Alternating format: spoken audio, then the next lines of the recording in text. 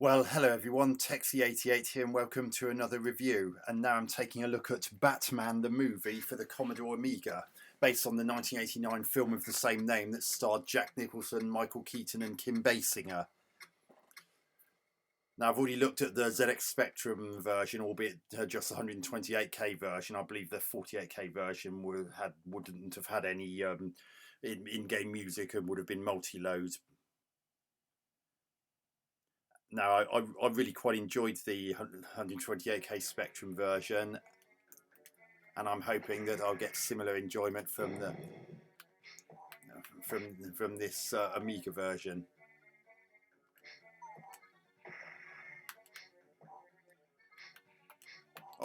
Obviously, this is a 16-bit version, whereas Spectrum's 8-bit, so it's not going to have some of the same limitations as its.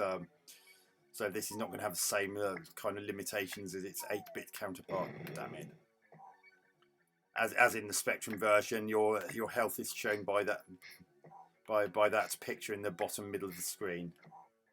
If the more it looks like Batman, the better off you'll be health wise. But the more it looks like Joker, the closer you are to losing a life. So, as in the bit in the film, the Batman's trying to get to Jack Napier, who later becomes the Joker.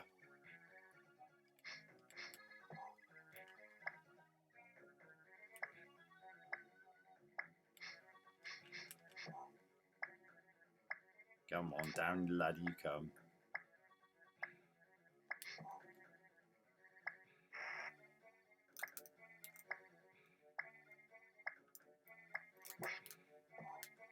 And as in the Spectrum version, you can use your bat rope as a bit of a weapon in certain circumstances. Oh, damn it, I didn't time that correctly.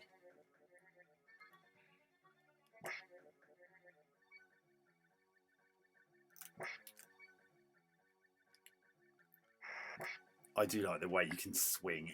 It's really beautifully animated, and it's just so slickly done. This is yet another case of Ocean doing a really good, releasing a really good port. Ocean did some absolute crackers of games back in the day, and this is just one of them.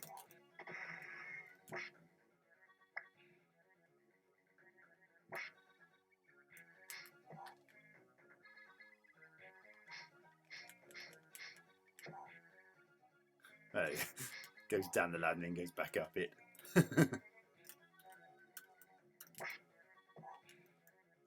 I'm pretty sure that guy with the grenades is supposed to be Bob. Oh. Actually, I don't particularly want to go up there. It's not going to take me anywhere useful. Oh god, that was lucky. Ideally, you don't want that guy's grenades to hit you because they do tons of damage.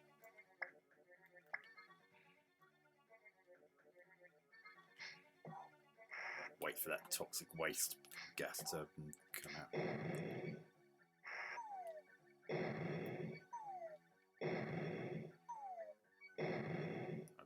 I've got to position myself very carefully for this.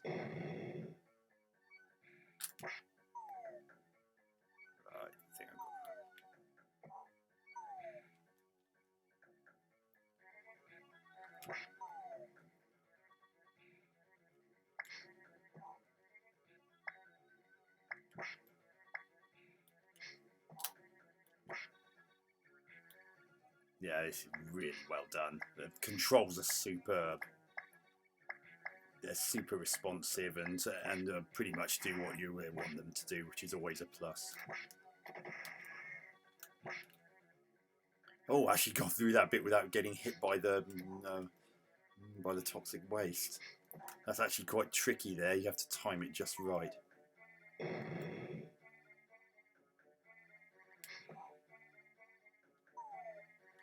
Oh, darn it. I wish I could say I timed that correctly though, but unfortunately I didn't. No, I've got to figure this out.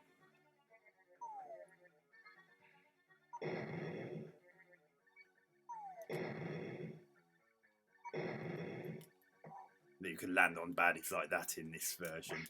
I don't think you could in the Spectrum version.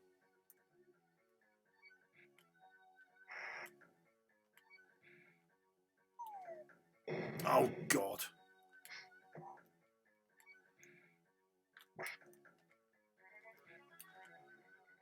Oh, that was nice. Probably more luck than anything that he just happened to be in just the right place for me to land on him. Oh, no, darn it.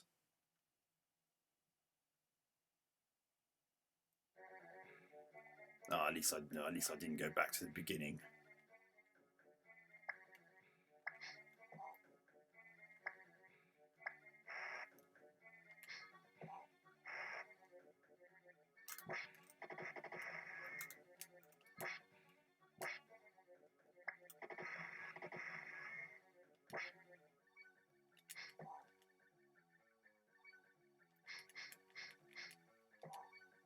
Come on, back up the ladder you come so I can belt you one with my batarang.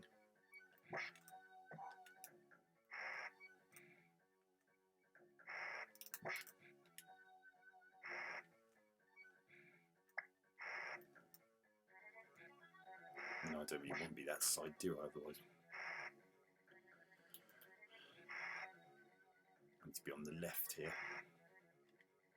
Yeah, had I dropped from that platform, I would have died. You can't fall that far.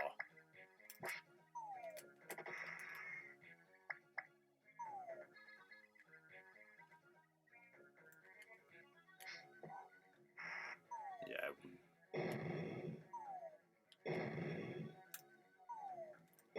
I just got to walk underneath him so he can't throw grenades so that will hit me. Same with this guy. So, because he can't throw grenades directly beneath you.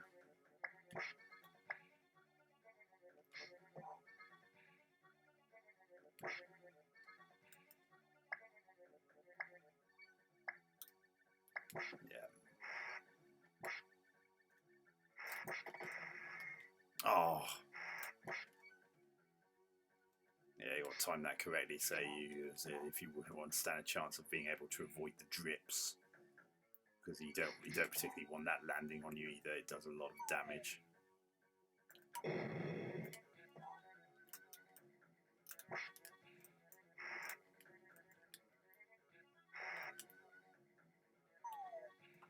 Oh, damn it.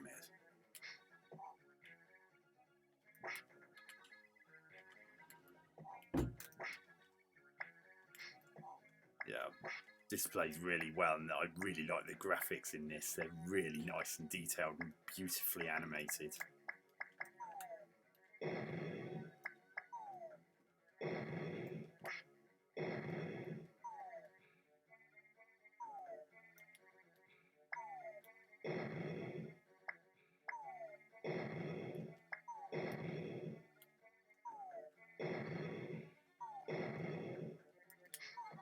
Oh, darn, I thought I was going to get away with that. Sadly not.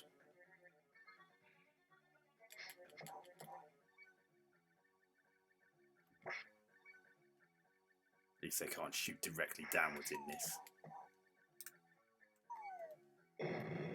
Oh, I have to go up there, don't I?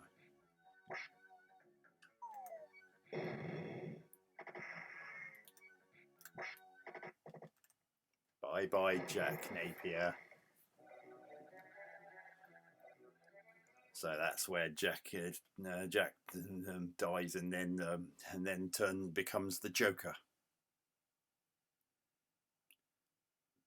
So now it's the Batmobile section if the Spectrum version's anything to go by. Where you're trying to get back to the Bat's cave before the timer in the top left corner runs out.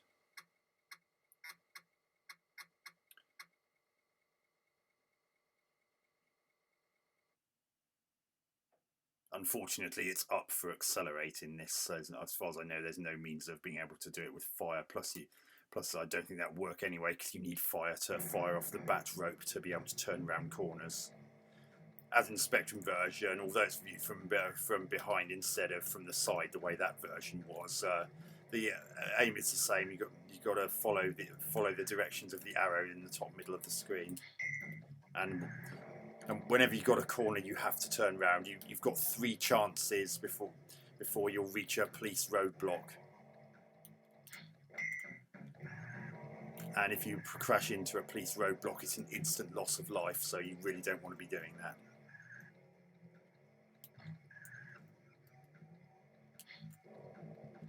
See, I missed that one, so that was the second of 3 attempts to try and get around the corner.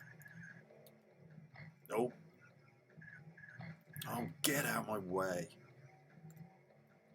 I'm not entirely convinced that the hit detection is quite as accurate as it could be in this section. And there are points where it looks like I would have just slightly shaved a car, and the game thought I hit it.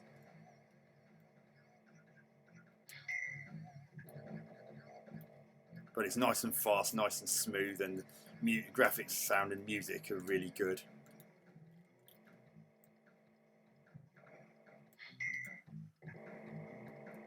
Look at the frame rate of this, it's amazing. I know you might be thinking, well, it's an Amiga, of course it's going to be fast and have an amazing frame rate. Not necessarily, it still has to be programmed well. Oh no. That car threw me off, and I couldn't get that damn latch onto that lamppost. And as I said, you've only got 3 chances for each turn off.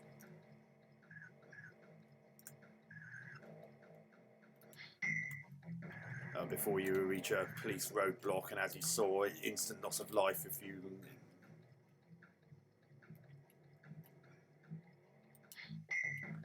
you actually end up crashing into the roadblock.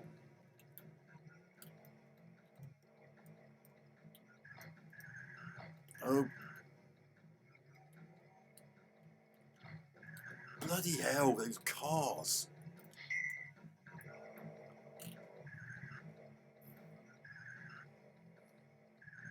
Oh, God. See, I'm sure I didn't hit that car. I would have just missed it.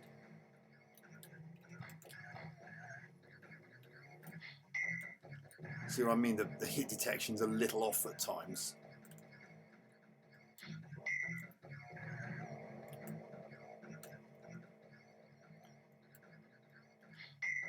It's a shame that in the film Batman only did that, using a bat rake to get round a corner once. Mind you, I suppose it would have become a bit tiresome if he did it again and again and again during the film.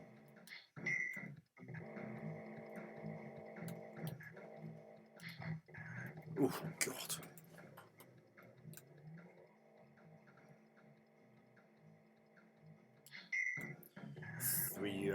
Three point...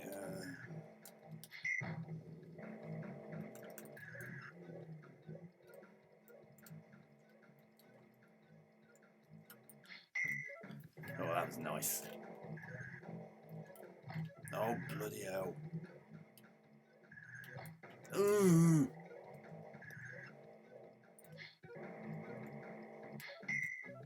Yeah, that was the second of 3 attempts there, because I missed the first one. I'm running out of energy and time.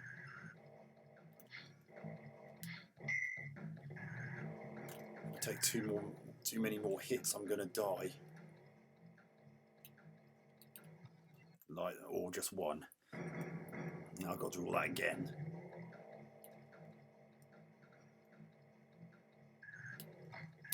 God. Get out of my way. No.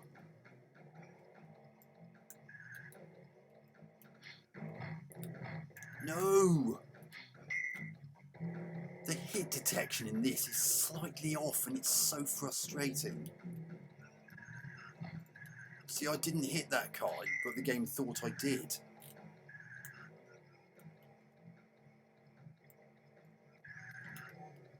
I mean, I know that the Batmobile has a long snout, but even allowing for that, I wouldn't have hit those vehicles.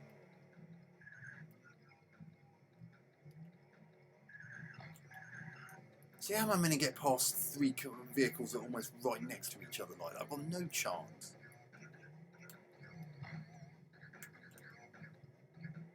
And there is a pretty tight time limit on. No, I didn't hit that.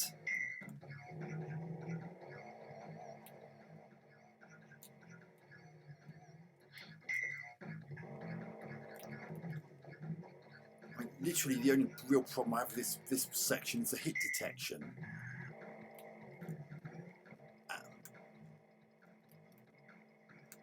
It would have been nice if this game could have supported joysticks with 2 independent fire buttons, because holding up to accelerate is not exactly ideal. I mean, I know that it was still pretty early for that kind of control method, but it would have been nice. But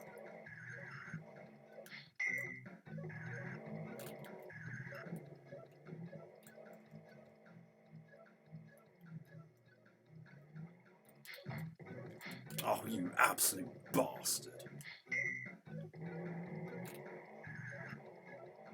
I don't know if I'm going to make it. Oh God! No, I'm definitely not now. I'm taking too many hits.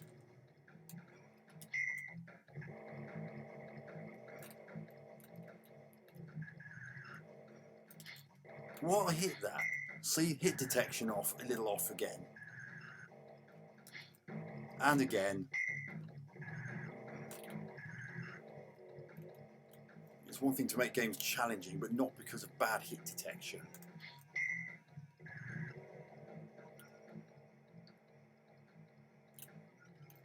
Oh, now I've got to do all that again.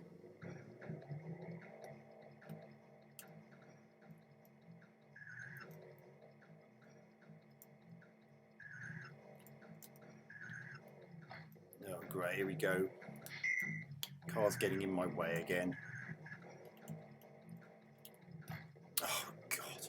I mean, I did hit that one.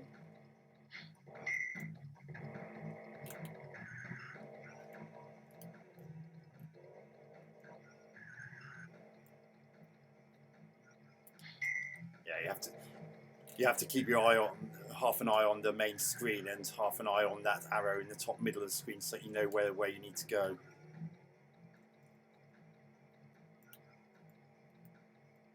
Left.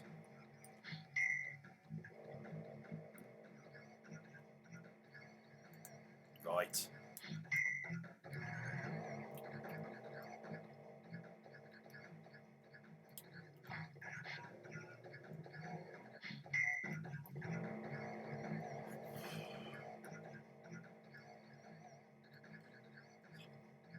Hard to decide what more to say about this at the moment. Darn it. What? Oh, God. See, 2 more cases of bad hit detection.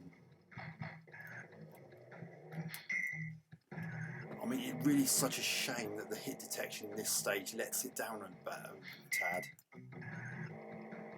Because where I had to go to that third attempt, those first 2 clearly connected with the lamppost. God alive!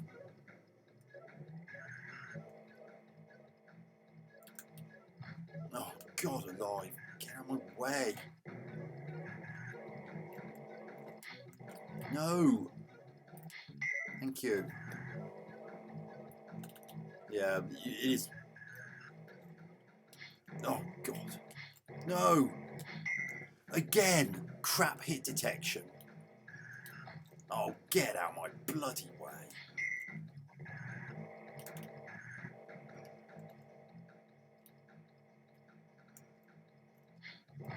Oh, piss off.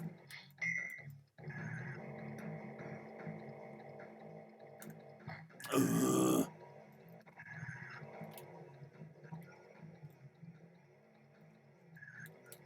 Oh, God alive. See, I'm...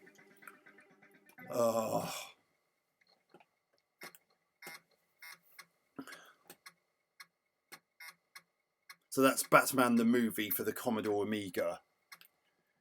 Massive success, like its film incarnation when it first came out, and it even helped to boost sales of the Amiga when it was included in in a box set. Now that laugh you just heard was actually directly digitized from a very specific point in the film. So graphics and overall visual presentation are really good. The animation's super smooth, and everything looks and everything's really detailed, and runs at an acceptable frame rate. And as you saw, that driving section had an excellent frame rate.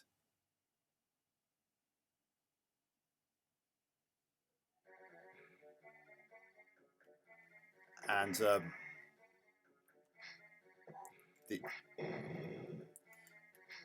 the sound effects and music are really good. Even though the music's not anything that I remember being in the film, it's still a pretty good tune.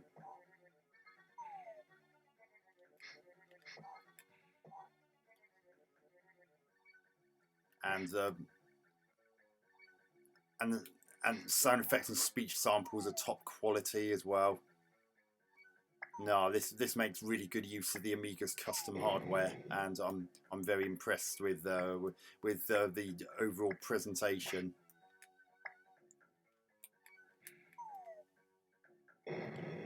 Gameplay. Well, by and large, controlling Batman is a breeze, and the controls of that driving section are okay. I mean, as I said, I would have preferred it if there could have been an option to be able to accelerate with the fire button, but unfortunately there isn't that in there, and the game doesn't support second button sticks and joypads, so that meant you couldn't really have it supporting those either, and that is a bit of a shame.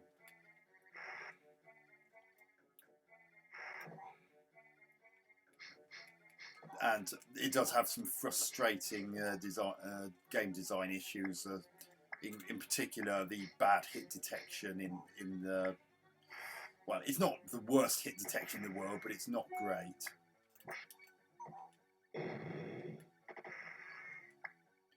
I mean, it could have been better. There are times when I would have just shaved past a car and the game thought I hit it, and that's a tad unfair, especially as the time limit is quite tight. But other than that, this is still a pretty good film tie-in game, and makes good use of the license. Is faithful to, by and large, faithful to the film. So yeah, it's a good game, and I'll happily give this game 8 out of 10. And I hope you all enjoyed this review. Catch you on another one soon. Texie88 out.